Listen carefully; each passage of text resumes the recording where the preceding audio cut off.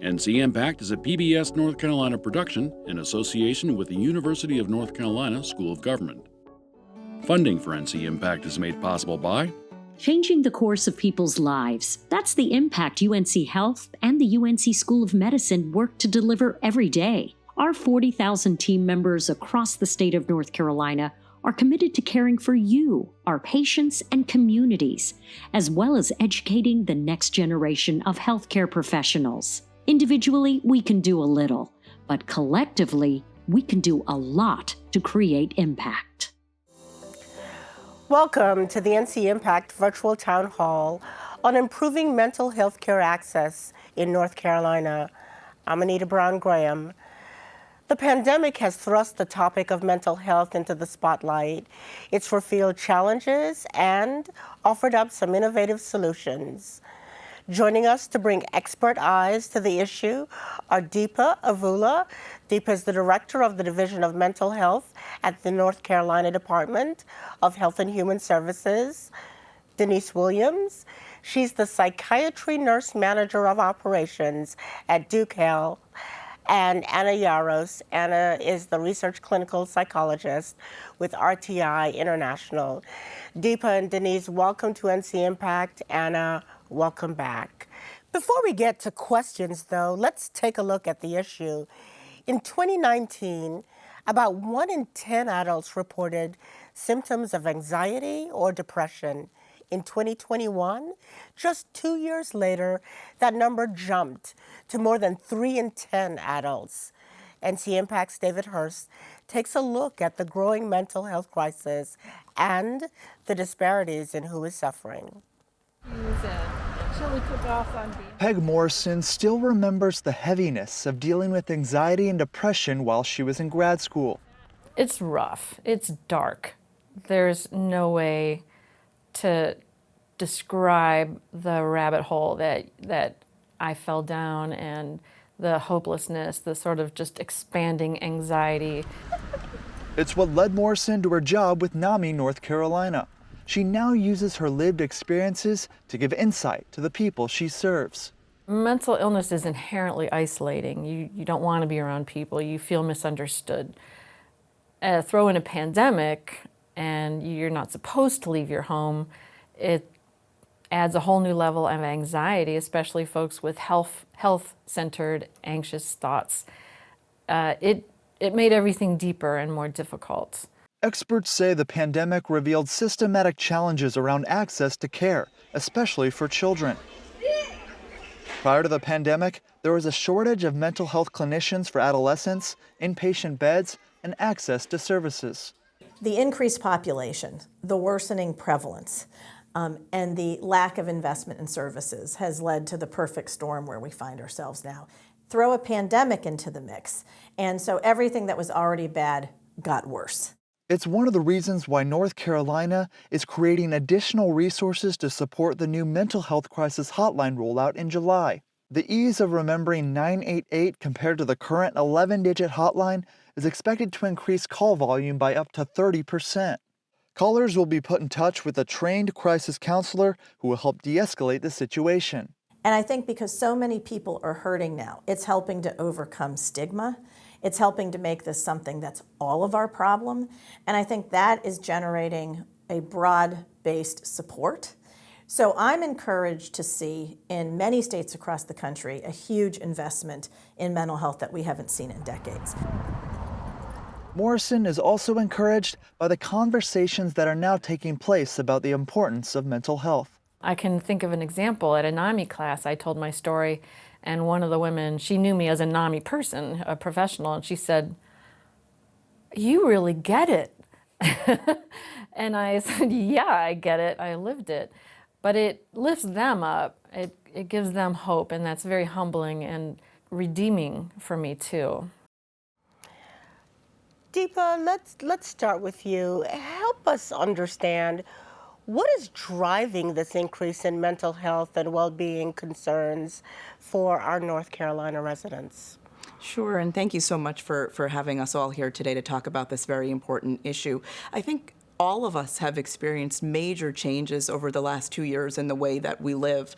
And when those types of changes occur, there are significant effects that you can have related to your mental health. So when you have increases in grief, loss, stress, trauma, unemployment, financial stability issues, and even just an impact on your daily routine.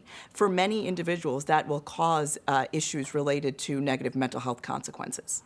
So let me stay with you for a moment. We heard the statistics about the rising number overall of adults experiencing mental illness, but I can't get my head around 1 in 3 young adults 18 to 24 are experiencing mental illness or have during the pandemic compared to all adults. What's causing this? Well, if you think about it, 18 to 24-year-olds, it's a period of time we refer to as transitional age youth, because they're already in a quite stressful time for many people. While it's an exciting time in life, it's a time of change, it's a time of transition, it's also quite stressful to go from being a youth to becoming an adult, to coming into your own, gaining independence, gaining access to different types of life that you haven't lived before. And to have that on top of a pandemic with all of the stressors that came with social isolation, staying home, being away from your peers in many cases, or going to school differently than you normally would have, that has caused a lot of stress for our transitional age youth. Thank you for that.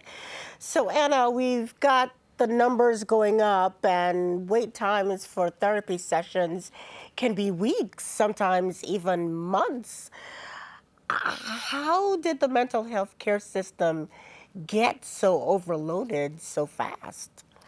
It's a great question, and thank you also for having me again, Dr. Brown-Graham. As Deepa said, I think that there are a number of immediate consequences of the pandemic that caused this. But unfortunately, I think we're also on the heels, as was mentioned in the video, of long-standing deficits in the number of mental health professionals that we need, be that psychiatrists, psychologists, social workers, folks who are just there in the community to support people who are in need. And so with the increased need and the same or sometimes even less, because certainly some health professionals were pulled in other directions, public health professionals were pulled in pandemic directions, there was, just as was mentioned, almost a perfect storm of not having the resources there to meet all of the need that was increasing.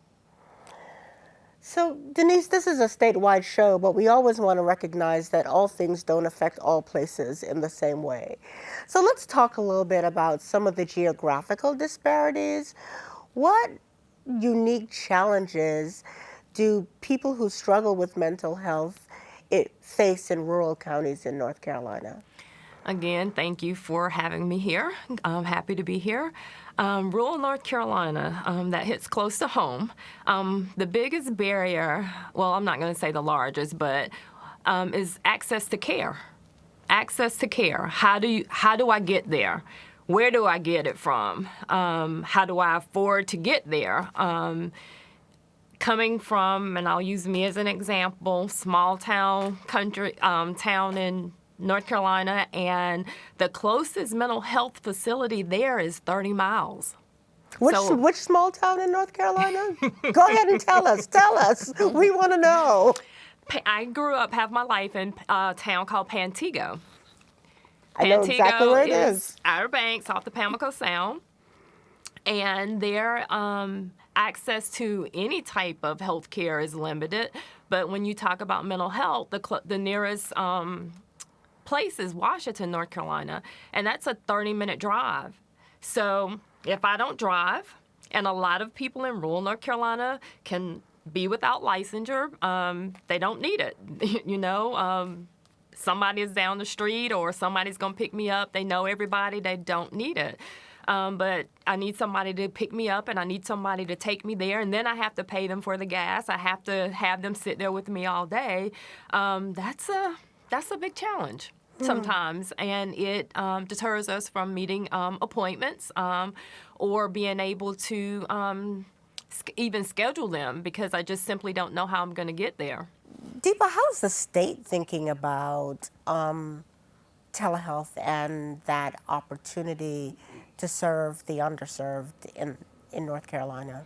Sure, yeah. One of the things the state did right away at the start of the pandemic was really put in place flexibilities to take advantage of some of the telehealth flexibilities that were offered by the federal government. So North Carolina has really done a good job of making sure that telehealth is accessible to individuals across the state. I think absolutely the infrastructure issue is an issue, and it is something that we are looking at to make sure that we're reaching rural communities as well. I also think that while telehealth has been supremely important, and I personally believe really saved our mental health care delivery system, it is not a replacement for a face-to-face delivery system of care. So we really are looking at making sure that face-to-face access to care is still accessible, is still available, and while we are also doing telehealth as well.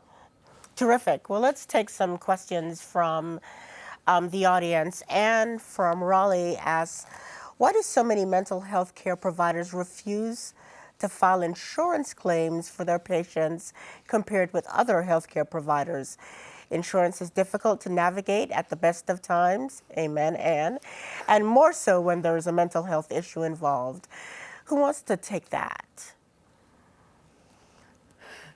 I'll start, but I don't have the answers, all the answers. It's because it's a very tough question. I think exactly as you've described, and there are some instances where mental health providers do not take insurance, and it's puts the onus on the patient in some cases. And I think we're working against that. So I think mental health parity laws, which have been enacted for quite some time now, that require the insurance companies to provide coverage for mental health care, have hopefully supported increased access. But I do think that we also need services. We need people to help folks navigate their insurance and their insurance claims. And some insurance payers are, to be fair, are providing these types of services, but more can be done exactly for the reason that she described, that folks who are experiencing a mental illness or a mental health crisis might not have the resources at that moment that they need to navigate the system. We're expecting people with cognitive impairment, executive functioning impairment, to navigate a system that is hard to navigate at best. That's what we're expecting. Anna, Denise, Deepa, thank you, thank you, thank you. Thank you for all the work that you're doing, and thank you for sharing your time and insights on this important and heart-wrenching topic. Audience, we're going to take a quick break to allow for a second panel to join us. Do not go away. We'll be back in a few minutes to talk about some solutions. Welcome back to the ncIMPACT Virtual Town Hall on Mental Health. I'm Anita Brown-Graham, host of the show and director of the ncIMPACT initiative at the UNC School of Government. Many children face barriers in getting mental health care, but one North Carolina school district is seeing success in closing the mental health treatment gap. ncIMPACT's Evan Howell reports.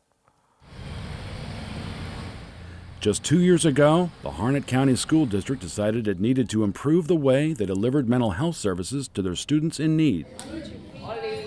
It was in response to a rising number of children who needed help but had no access to these critical services outside the school walls. We saw it in the hallways where there were kids that would be having a panic attack, or there are kids who would hide in the bathroom and be scared to go to class, or there would be other outward signs that we would see where there would be kids really struggling with interactions with peers. Go.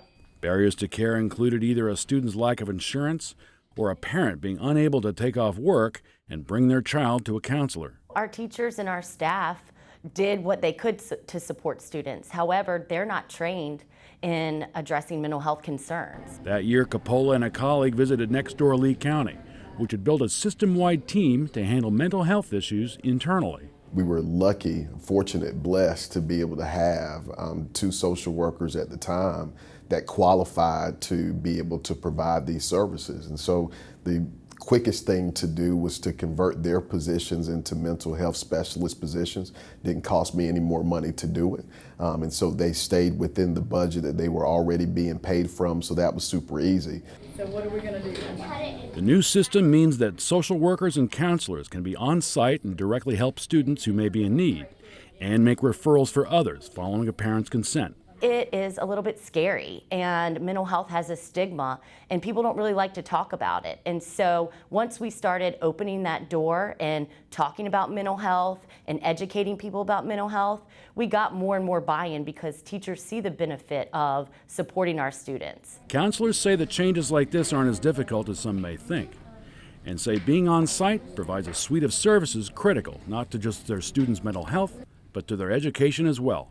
Figure out what needs to be done, talk to leadership, get them involved, because it has made such a huge impact. And we're firm believers that mental health is health, and we encourage everybody to seek the help that they need. And so I would just encourage people to try and to jump all in. I am thrilled to welcome another wonderful group of experts. Joining us to share insights and more solutions is Renee Shaw. Renee is Durham County's Mental Health Court Coordinator. Kate Dewberry. Kate is a partner with the law firm Pointer and Spruill, and Shireen Carrico. Shireen is the founder and CEO of the Promise Resource Network. We're going to focus on some specific populations in this segment, but before we jump in, I want to remind our guests that people on Facebook want to give you questions and comments, and I want to remind those of you on Facebook to please go ahead and get those in as early as you can by commenting in the chat box. Yeah, okay. Now that I've taken care of that housekeeping, Shireen, let's start with you. We saw one really innovative solution featured in that last story. Share with us some other ways that community leaders can work to address the growing rates of mental illness in our state. Yeah, so, I will use the illustration of one of the things that we're doing here in Charlotte. So Promise Resource Network is completely peer-led, which means that we are an organization that is staffed entirely by people that are in recovery from mental health and substance use issues. And we utilize that lived experience to create an accessible space. We do not accept insurance. We do not require insurance, and everything that we do is free. So in terms of the access barrier challenges, an organization like ours is a zero barrier access environment. And what we offer is both putting resources and supports in the hands of people. So we go out to people in their home, in their community, wherever they are comfortable. They can also come to us if they're comfortable. We also have a virtual platform if that is accessible to folks. And we have a 24-hour-a-day, 7-day-a-week phone support line for anybody to call in our community that is experiencing emotional distress and wanting to work through it. Wow, this is very impressive. So let me turn to you, Kate, for a moment. Obviously, we're seeing a lot of mental health related issues arise in schools. We're also seeing them arise in the workplace. So what are some innovations in the workplace that have come out of this moment with the pandemic and that are likely here to stay with good reason? Sure. Thank you for having me today. So I think that employers have, as a result of the increase in remote work, the barriers between an employee's home life and their work life have broken down a little bit, which is possibly a good thing. You know, when we were all working from our homes and having calls and our dogs and our kids jumping in, it really kind of broke down those barriers, which I think has been helpful. It also helped employers to realize that there is some flexibility in where employees perform the work and when they perform the work. And so I think a lot of employers are now examining their policies around remote work and flexibility for employees. And so, you know, doing that and giving employees options and really focusing on what works specifically for the team and making sure that employees can get their work done in the best way possible that also balances their needs outside of work. I think, a lot of employers are now making that shift as a result of the pandemic. But it feels like employers are doing more than making concessions about where and when work might be. Maybe this is just me, but I think it feels safer to say to your employer these days, I'm just feeling burned out, or I'm just really stressed, or whatever the case may be. And can you talk a little bit from your perspective about how employers respond to that kind of new openness? Yeah, I think that employees are feeling more empowered to come forward and ask the questions. And whereas before, employers are really limited in helping employees if they don't know what the issues are, right? And so there is some destigmatization around coming forward and speaking up about what you need and knowing what the options are. I think also employers now are really seeing the value in investing in a good EAP program, that's their employee assistance program, and really promoting that. So I think the conversations in the workplace around, that employers have accommodation policies, that employees are protected if they seek accommodations, that they can come forward, and that there are more options than just working and not working if somebody is experiencing a mental health issue, that there are shades of gray there and there are options available to them. I think that has really changed the dialogue. Thank you for that. So Renee, one of the other places that these mental health related issues show up is in the judicial system. Could you talk a little bit about what is a mental health court? And what role does that play in helping individuals get the treatment they need? Okay, thank you for inviting me. And the mental health court in Durham County is designed to address the issues for individuals experiencing symptoms of severe mental illness or severe persistent mental illness. And what we do is offer them treatment and have their case dismissed instead of going through the traditional court system. And as the mental health court team, what we do is we connect those individuals to treatment, to services. If you have insurance or whether you don't have insurance, we connect you to the treatment. And the Durham County Criminal Justice Resource Center, we provide some services for individuals where we don't charge, but for those individuals where the symptoms may be too severe, they need extra support that we can't provide, we connect them with community mental health providers. All right, next question. How can communities provide more urgent care mental health facilities and addiction services? And Shireen, I'll start with you. It comes down to funding. Right? So part of it is the funding. These are not inexpensive environments to be able to operate. I will tell you that number one, I don't believe that we have a shortage of money coming in. As a matter of fact, looking at some of the dollars, we don't have a shortage of money, but we do need to reallocate the money that we are spending, right? So if we look at, for example, the amount of money we are spending for 1 day of hospitalization, on average in North Carolina, it's about $2,100 a day.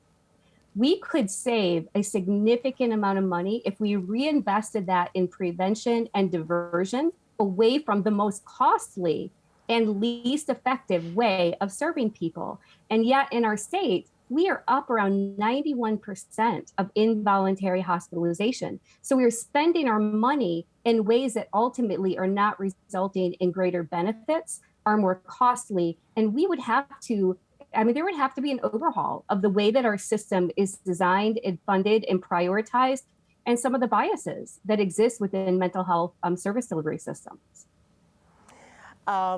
Renee, I know she's singing your song, but I'm going to keep going on these questions because we've got quite a few more, and I want to see how many we can get through. Kristen asks, should we implement mental health first aid in schools by hiring community partners so that we don't burn out our social workers, counselors, teachers, and other staff? Great question, given the story we saw. Renee, do you want to take a stab at that? Yes, I would definitely like to take a stab at that one. We should do mental health first aid everywhere, in churches, anywhere where they would allow us to come in, we should do mental health first aid. The pandemic has made mental health like it put it in the forefront even more. And so if we train or teach everyone mental health first aid, there'll be more people who can recognize symptoms. There'll be more people who know, okay, my family member is in trouble. What do I do? Who do I contact? Where do I go? Mental health first aid is very important to our community, and we should get the information out there even more. Renee, Kate, Shireen, thank you so much for this, for sharing your insights, for responding to our audience questions, and for everything you're doing on this important topic. And of course, thank you to the leaders who were featured in this episode's stories for so generously allowing us to share their inspirational work together.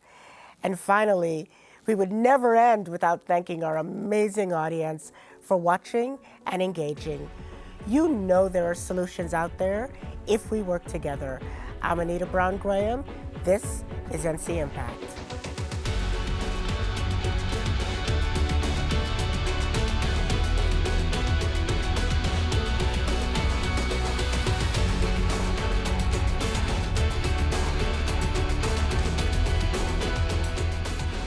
ncIMPACT is a PBS North Carolina production in association with the University of North Carolina School of Government. Funding for ncIMPACT is made possible by changing the course of people's lives. That's the impact UNC Health and the UNC School of Medicine work to deliver every day. Our 40,000 team members across the state of North Carolina are committed to caring for you, our patients and communities, as well as educating the next generation of healthcare professionals. Individually, we can do a little, but collectively, we can do a lot to create impact.